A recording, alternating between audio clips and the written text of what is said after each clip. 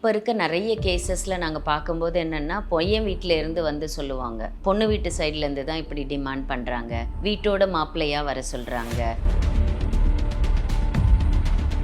As per dowry prohibition act வந்து offence அப்படின்னு சொல்லுது. இப்போ அதில் டிமாண்டு சட்டம் வந்து ஆணுக்கோ பெண்ணுக்கோன்னு பிரிக்கலாம் இல்லை. அதாவது ஆண் வீட்டார் வந்து கேட்டால் தான் டிமாண்டு அப்படின்னு சட்டம் சொல்லலை. செக்யூரிட்டியே இல்லாத ஒரு பையனுக்கு நாங்கள் எப்படி கல்யாணம் பண்ணி கொடுக்கறது? அதனால நீங்கள் பாகப்பிரிவினை பண்ணி அவன் பேரில் சொத்தை எழுதி வைங்க, அதுக்கப்புறம் நாங்கள் கல்யாணத்தை பற்றி பேசுவோம் அப்படின்னு டிமாண்ட்ஸ் கொடுக்குறாங்க. தனி வீடு எடுத்து நம்ம தங்கிக்கணும், நம்மளும் அவனும் மட்டும்தான் இருக்கணும். இதுக்கு எதனாவது ஒரு ரீசனை கண்டுபிடிச்சு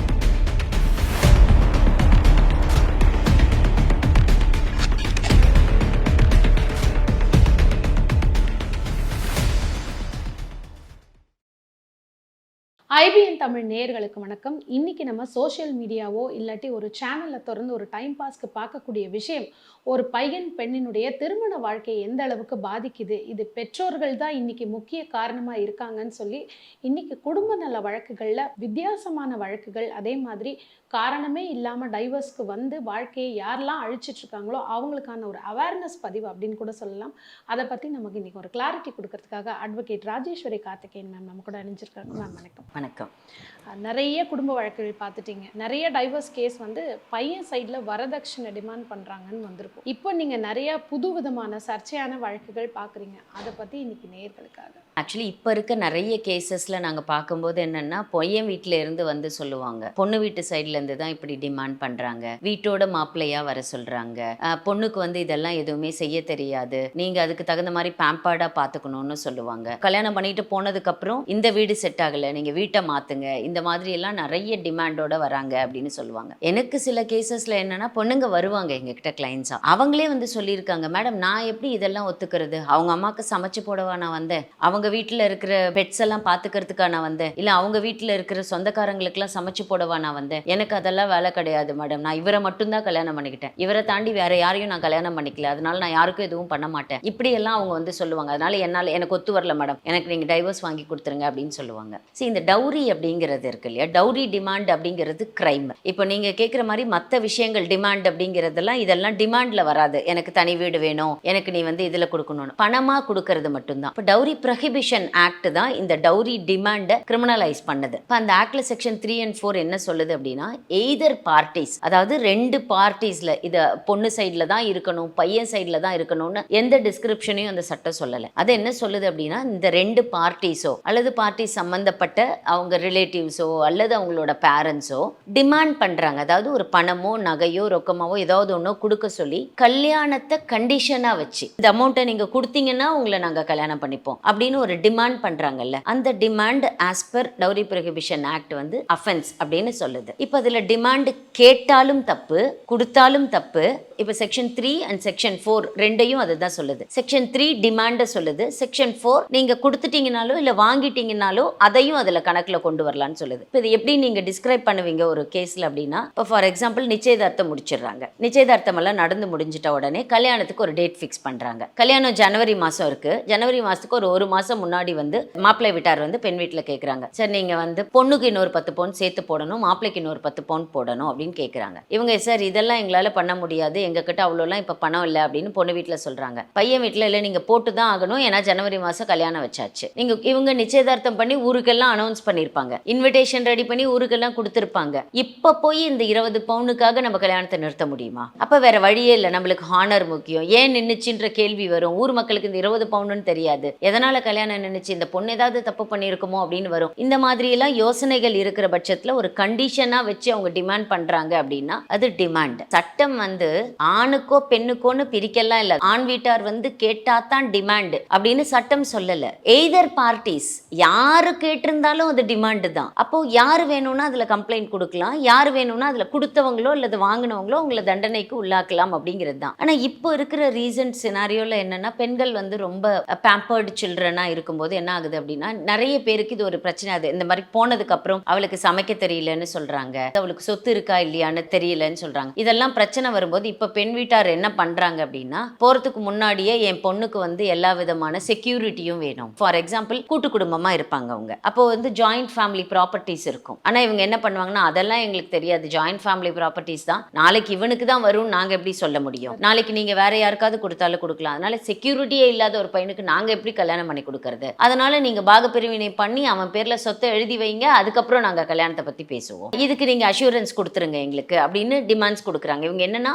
என் பொண்ணு சேஃபா தான் போறா, செக்யூர்டு பிளேஸ்க்கு தான் போறா, பண வசதி பிரச்சனை இல்லாத ஒரு வீட்டுக்கு தான் போறா அப்படிங்கிற மாதிரி ஒரு டிமாண்ட் வைக்கிறாங்க. அதே மாதிரி சில பேர் என்ன சொல்லுவாங்கன்னா, ஜாயிண்ட் ஃபேமிலியில் இருப்பாங்கல்ல, நீங்க வந்து தனி கொடுத்தனும் வர சொல்லுங்க அப்படின்னு எல்லாம் அவங்க டிமாண்ட் வைப்பாங்க. இப்போ எங்களுக்கு ஒரு ஒரு ஒரு கேஸ்ல எனக்கு வந்து ஒருத்தர் சொல்லியிருந்தாரு, இந்த மாதிரி வந்து ஃபர்ஸ்ட் அவர் வந்து ஒரே பையன், அவங்க வயசான அப்பா அம்மா இருக்காங்க, அவங்க ஒரு ஜாயிண்ட் ஃபேமிலி, இவங்களுக்கு ஒரு போர்ஷன், அதாவது செகண்ட் ஃப்ளோர்ல இந்த ஃபேமிலி குடியிருக்கிறாங்க, ஃபர்ஸ்ட் ஃப்ளோர்ல அந்த பையனோட சித்தப்பா அவங்க ஃபேமிலி குடியிருக்கிறாங்க, தேர்ட் ஃப்ளோர்ல ஒரு ஃபேமிலி குடியிருக்காங்க, அவங்க பெரியப்பா ஒருத்தர் குடியிருக்காரு, கிரவுண்ட் ஃப்ளோர்ல அவங்களோட பாட்டி தாத்தா முன்னாடி இருந்திருக்காங்க, பாட்டி இறந்துட்டு தாத்தா குடியிருக்காங்க. இப்படி ஒரு செட்டப்ல தான் வீடு, அவங்களுக்கு போர்ஷன் ஒதுக்கிட்டாங்க. இப்போ என்னன்னா, இவங்களோட ஃபேமிலி போய் அவங்கள டிஸ்டர்ப் பண்ண வேண்டியதில்லை, உங்களுக்கு கிச்சன் தனி, ஹால் தனி, சமையல் தனி, எல்லாமே தனியா இருக்கும். ஆனா ஒரே ஃப்ளோர்ல அந்த ஹோல் ஃபேமிலி இருப்பாங்க அவங்களுக்கு. அது ஒரு ஒரு காம்பேக்ட் ஹவுஸ், ரொம்ப பெரிய ஹவுஸ் எல்லாம் இல்லை, ஒரு ஹாலு, டபுள் பெட்ரூம், கிச்சன் அந்த மாதிரி இருக்கும். அந்த பெண்ணை வந்து பெண் பார்க்க வராங்க, இந்த வீட்டில் வச்சு தான் பெண் பார்க்குறாங்க, அதுக்கப்புறம் போறாங்க. அந்த பொண்ணும் பையனும் வந்து பிஃபோர் மேரேஜ், என்கேஜ்மெண்ட்டுக்கு முன்னாடி பேச ஆரம்பிக்கிறாங்க.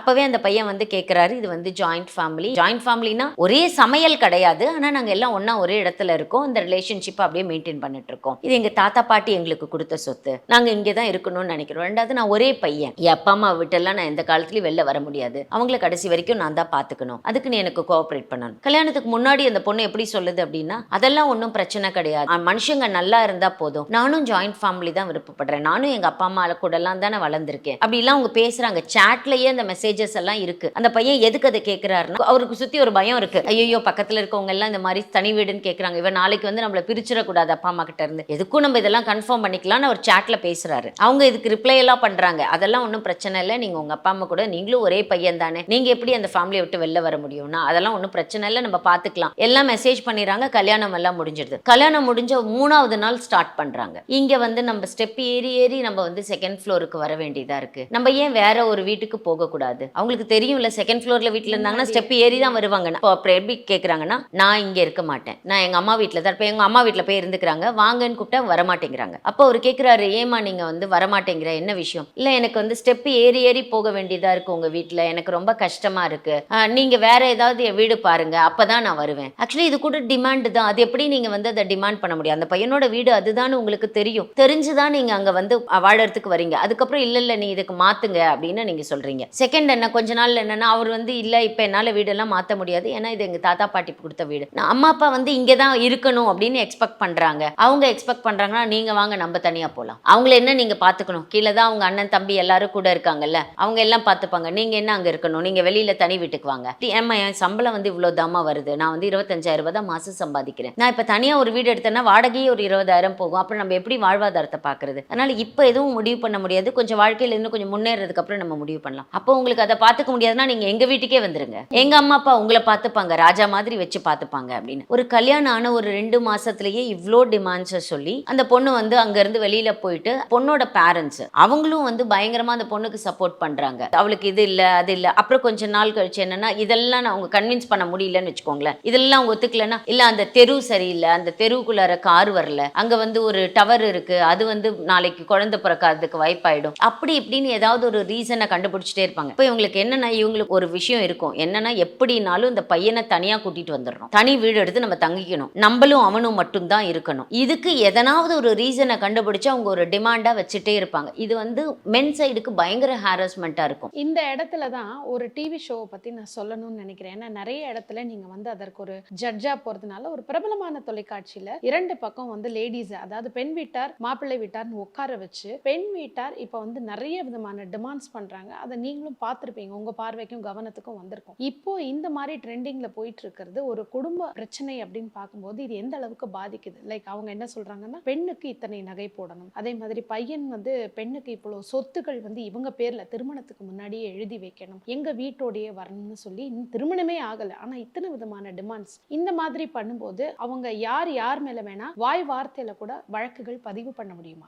இது வந்து வழக்குகள் பதிவு பண்றதுக்கு முன்னாடி இது எந்த அளவுக்கான ஒரு சமூக ரீதியான பிரச்சனைன்னு நம்ம பார்க்கணும். இது என்ன ஒரு விஷயம் அப்படின்னு கேட்டிங்கன்னா, அந்த பையனுக்கு ஏதோ ஒன்று கல்யாணம் பண்ணியே ஆகணுங்கிற அர்ஜென்சி ஒன்று அவங்க சைடில் இருக்கிறதா பார்க்கலாம். அப்படி இல்லைன்னா அந்த பெண்கள் சைடில் இதை எப்படி பார்க்குறாங்க அப்படின்னா, தான் பெண்ணுக்கு ஒரு செக்யூரிட்டி அப்படி தான் பார்க்குறாங்களே ஒழிய, இது ஒரு குடும்பம், இது ஒரு வாழ்க்கை, இவங்க 2 பேரும் வாழணும், 2 பேரும் அண்டர்ஸ்டாண்ட் பண்ணி வாழணும், எல்லாத்தையுமே நீங்கள் கமர்ஷியலாகவே பார்த்தோம் அப்படின்னு சொன்னால், அங்கே வந்து நீங்கள் ப்ராக்டிக்கலாக ஒரு வாழ்க்கைக்கான வழிமுறைகளை நம்ம பண்ணிக்கவே மாட்டோம். இப்போ ப்ராக்டிக்கலாக ஒரு வாழ்க்கையை வாழும்போது நம்ம மனசு என்ன நினைக்குது, நம்மளுக்கு என்ன தேவைப்படுது, இங்கே என்ன பாசிபிள், இந்த பாசிபிலிட்டியை நம்ம பண்ணணும் அப்படின்னு யோசிக்கணும். இவங்க அப்படி பார்க்கறது இல்லை. இவங்க என்னன்னா, நாளைக்கு வரக்கூடிய பிரச்சனைகள் எல்லாம் பார்த்துட்டு நாளைக்கு இப்படி வரக்கூடாது, இப்படி பண்ணக்கூடாது அப்படின்னு நினைச்சிட்டு முன்னாடியே இவங்க வந்து இன்சிஸ்ட் பண்ண ஆரம்பிச்சிடுறாங்க. ஆனால் இது ஒரு பையனோட மனசுல எப்படி ஒரு பிம்பத்தை ஏற்படுத்துது. இப்போ நான் பார்க்கும்போது சில பசங்களெல்லாம் எப்படி பார்க்குறேன்னா, மேடம் அவங்க வரும்போதே இப்படி ஒரு டிமாண்டோட தான் மேடம் வந்தாங்க, இப்படி ஒரு விஷயத்த சொல்லிட்டு தான் பொண்ணோட அம்மா வந்து என்கிட்ட எப்படி கேட்டாங்கன்னா, தம்பி நீங்க வந்து சொத்தை உங்க பேர்ல மாத்திக்கோங்க, என் பொண்ணுக்கு நகை வந்து இவ்வளோ நகை நீங்க போட்டுறணும்,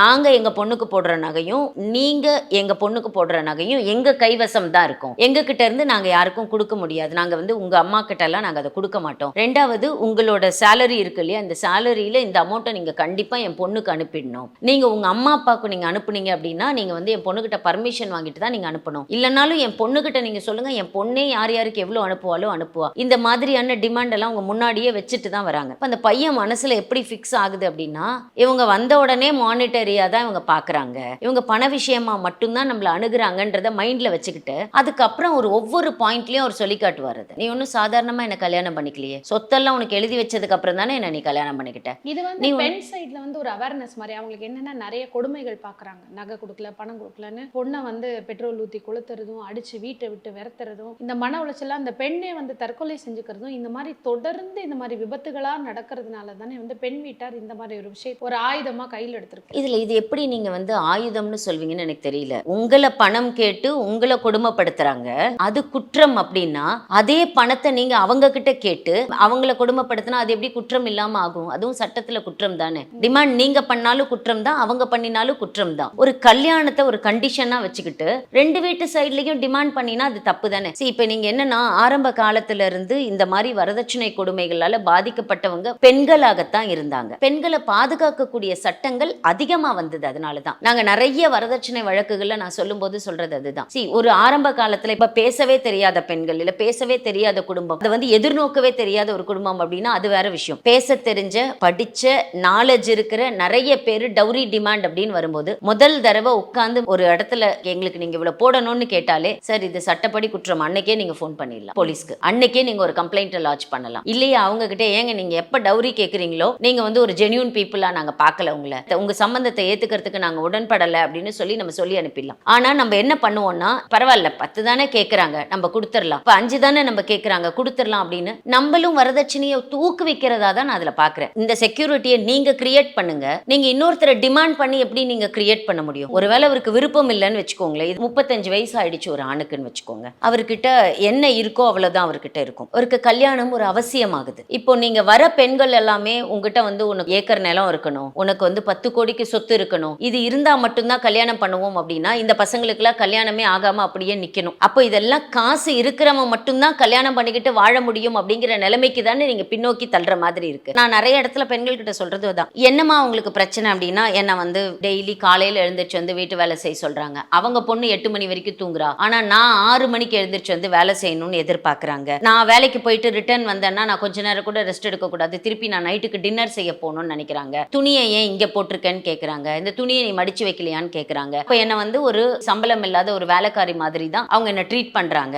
அவங்க பொண்ணுக்கு அவங்க காஃபி போட்டு கொடுக்குறாங்க, அவங்க பொண்ணுக்கு அவங்க எல்லாமே பண்றாங்க, ஆனா எனக்கு வந்து அதெல்லாம் எதுவுமே பண்றது கிடையாது அப்படின்னு. அங்க இன்னொரு பெரிய விஷயம் உண்டு. நான் நேத்திக்கு ஒரு கேஸ்ல வந்து அவர் என்கிட்ட சொல்லும் போது பார்த்தேன், அந்த 2 ரூம் இருக்கு, 2 பெட்ரூம் இருக்கு. ஒரு பெட்ரூம்ல ஹஸ்பண்ட் அண்ட் ஒய்ஃப் இவங்க இருப்பாங்க, இன்னொரு பெட்ரூம்ல பையனோட அம்மாவும் அப்பாவும் இருக்காங்க. அந்த குழந்தை இருக்குல்ல, அந்த பையன் என்ன சொல்றானா, இந்த குழந்தை வந்து என் அப்பா அம்மா ரூமுக்குள்ளார போக கூடாது மேடம், இது அவளோட ஃபர்ஸ்ட் கண்டிஷன். ரெண்டாவது அந்த ரூமை போய் எட்டி கூட அவ பார்க்க மாட்டா. இப்ப வந்து வீடெல்லாம் இவளே கூட்டுவா சம்டைம்ஸ், ஆனா என் அப்பா அம்மா வீட்டை ரூமை போய் அவ கூட்ட மாட்டா, அவங்க தான் அவங்களோட ரூம் பாத்துக்கணும். அதே மாதிரி என் அப்பா அம்மாவும் இவ ரூம் ரூம்குள்ளர வரக்கூடாது. இதான் அவளோட கண்டிஷன். இவ எங்கேயோ வேலைக்கு போயிருக்கா, அந்த டைம்ல அம்மா வீடு கூட்டுறாங்க. இந்த கதவை போய் திறந்து அந்த ரூமை கூட்டிட்டாங்கன்னா, நீங்க எதுக்கு எங்க ரூம்குள்ள வரீங்க, நீங்க எதுக்கு எங்க ரூமை கூட்டுறீங்க, என்ன காரணத்துக்காக நீங்க வரீங்க, நீங்க உங்க ரூமை மட்டும் நீங்க பாத்துக்கோங்க, நீங்க இங்க எல்லாம் வராதீங்கன்னு எங்க அம்மா கிட்ட சண்டை போடுறா. இதுதான் அவரோட அலிகேஷன். இதை நீங்க எப்படி பாப்பீங்க? நான் வந்து எப்போ நீங்க ஒரு இடத்துல டிமாண்ட் வச்சிடுறீங்களோ, எப்ப நீங்க ஒரு இடத்துல செல்ஃபிஷா என்னோட வளம், என்னோட சந்தோஷம், ஃபேமிலி, எனக்கான ஏற்பாடுகள் அப்படின்னு நம்ம பார்க்க ஆரம்பிக்கிறோமோ, அந்த இடத்துல ஒரு குடும்பம் அப்படிங்கிற ஸ்ட்ரக்சர் இருக்கிறதுக்கான வாய்ப்பு கிடையாது. என்னோட பார்வை அவ்வளவுதான். நான் வந்து இப்ப நீங்க என்னன்னா சட்டம் மட்டும்தான் ஒரு வக்கீலா நீங்க பேசணுமா அப்படின்னு கேட்டீங்கன்னா, சட்டம் வந்து வாழ்க்கையை வாழ்வதற்கான விதிமுறைகள் தான். அது இந்த வாழ்க்கையில ஒரு முரண்பாடுகள் வந்ததுன்னா, ஒரு பிரச்சனை வந்ததுன்னா அதை தீர்க்கத்தான் சட்டம் வரணும். ஆனா வாழ்க்கையே முரண்பாடா இருந்துருச்சு அப்படின்னா திருப்பி திருப்பி வந்து வாழ்க்கையை கன்ஃபியூஸ் பண்ணிக்கிறதுக்கு தான் நம்ம யூஸ் பண்றோம். நம்ம இப்போ பேசிட்டு இருக்கும்போது இந்த மாதிரி தொலைக்காட்சி தொடர்களோ இல்லை வேறு ஏதோ ஒரு பட்டிமன்றங்களோ இது தவறுன்னு சொல்லக்கூடிய ஒரு விஷயமா இருக்கா, இல்லாட்டி பெண் வீட்டாருக்கு எல்லாருக்கும் இந்த மாதிரி யோசிங்கன்னு சொல்லி ஐடியா கொடுக்குற ஒரு விஷயமா இருக்கா? இப்போ வந்து இன்ஸ்டா, சோஷியல் மீடியா இது வந்து எல்லாருக்கும் யோசனைகளை கொடுக்கக்கூடிய ஒரு விஷயமா தாங்க பாக்குறேன். எங்களுக்கு ஒரு அட்வொகேட்டா நாங்க ஃபேஸ் பண்ற விஷயம் என்ன அப்படின்னா, வரதுக்கு முன்னாடியே ஒரு 10 ரீல் எடுத்துப்பாங்க, இல்ல 10 சாட் ஜிபிடில டீடைல்ஸ் எடுத்துப்பாங்க. இதெல்லாம் எடுத்துட்டு வந்துட்டு, மேடம் இது பாருங்க இந்த கோர்ட்ல இப்படி சொல்லியிருக்காங்களாமே, மேடம் இது பாருங்க இந்த இடத்துல இப்படி சொல்லியிருக்காங்களாமே, மேடம் இந்த செக்ஷன் இப்படி சொல்லுதாமே, மேடம் நேத்து நான் வந்து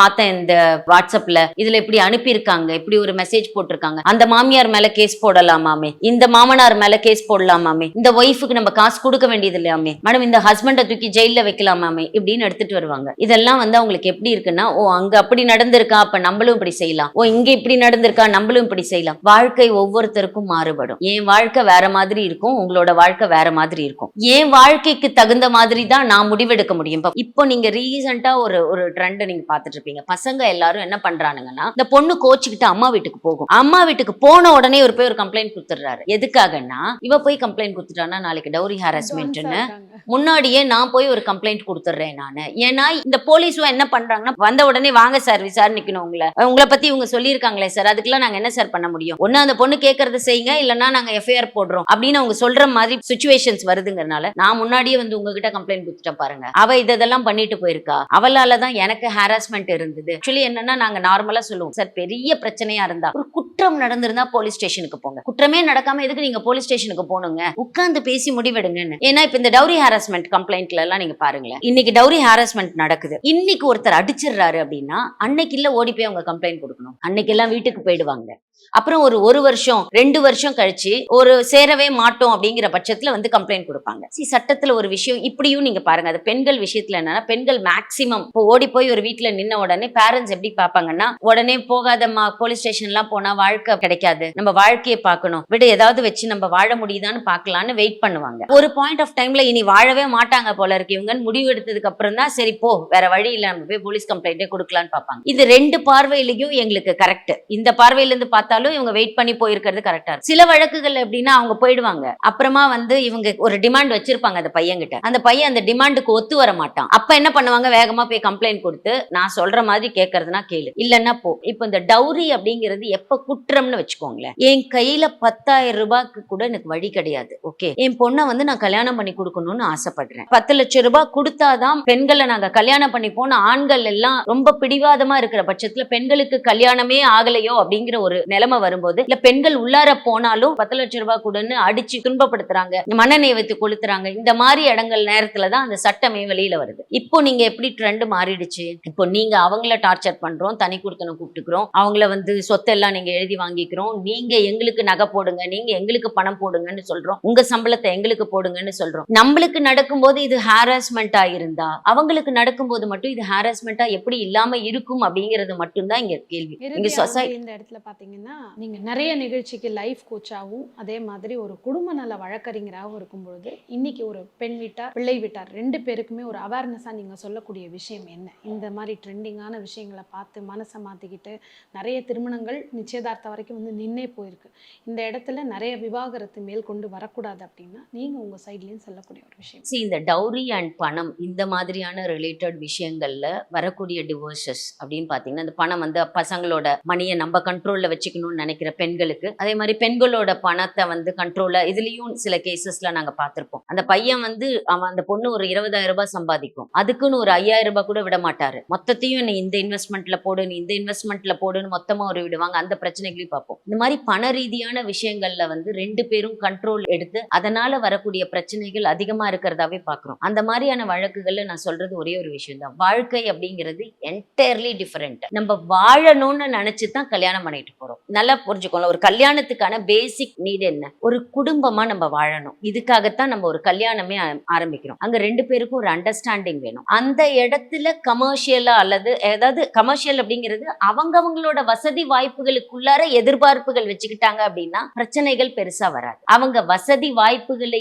மீறி எதிர்பார்ப்புகள் வைக்க ஆரம்பிச்சோம் அப்படின்னா அங்க பிரச்சனைகள் வரதா தான் நாங்க பாக்குறோம். சோ ஹஸ்பண்டா இருந்தாலும் சரி, பொண்ணா இருந்தாலும் சரி, பையன் வீடா இருந்தாலும் சரி, பொண்ணு வீடா இருந்தாலும் சரி, நீங்க இன்னொரு பார்ட்டி கிட்ட இருந்து எதிர்பார்க்கறது என்னவா இருக்கணும்னா அவங்களோட வசதி வாய்ப்புகளுக்கு அவங்களுக்கு முடிஞ்ச லெவல்ல மட்டும்தான் நீங்க எக்ஸ்பெக்ட் பண்ணணும். அதை மீறிய எதிர்பார்ப்புகள் கண்டிப்பா உங்களுக்கு பிரச்சனைகளுக்கு உள்ள கொண்டு போய் சேர்க்கொண்டுதான். நிச்சயமாக. ஏன்னா இன்னைக்கு நடக்கிற நிறைய விஷயங்களுக்கு நீங்க சொன்ன கருத்துக்கள் ஒரு நல்ல ஒரு சொல்யூஷனா அமையும் நம்புவோம். தொடர்ந்து எங்களுக்காக இவ்வளோ ஒரு அழகான கருத்துக்கள் கொடுத்ததற்கு நன்றி.